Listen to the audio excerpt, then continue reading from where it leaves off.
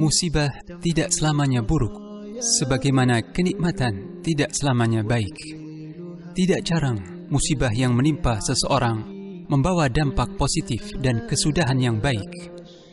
Rasulullah Sallallahu Alaihi Wasallam mengabarkan bahwa jika Allah Subhanahu wa Ta'ala menghendaki kebaikan bagi hambanya, maka Dia mengujinya dengan musibah.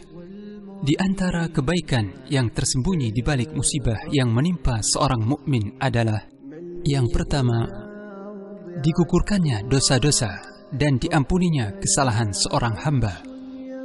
Musibah yang menimpa seorang mukmin, baik besar atau kecil, akan menggugurkan dosa-dosanya.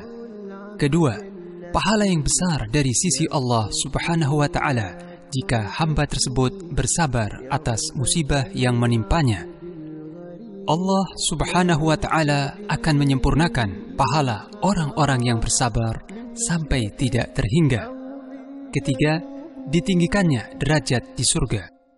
Keempat, terkadang musibah sebagai teguran dari Allah Subhanahu wa Ta'ala terhadap kelalaian hambanya.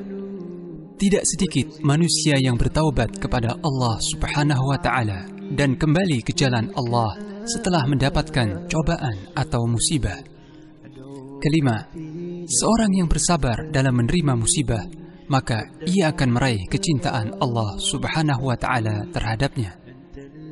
Dan masih banyak lagi kebaikan-kebaikan yang Allah letakkan di balik musibah. Abu Hurairah radhiyallahu anhu berkata, Rasulullah Sallallahu Alaihi Wasallam bersabda, "Man yuridillahu bihi khairan yusib minh."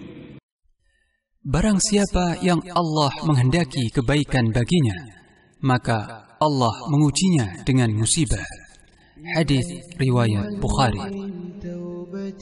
Oleh karena itu, hendaknya setiap muslim bersabar dan mengharap pahala dari sisi Allah Subhanahu wa Ta'ala dengan musibah yang menimpanya. Boleh jadi kita tidak menyukai sesuatu, padahal itu baik bagi kita. Dan boleh jadi kita menyukai sesuatu, padahal itu buruk bagi kita. Maka hendaknya seorang mukmin ridha terhadap takdir Allah Subhanahu wa Ta'ala dan senantiasa berbaik sangka kepadanya.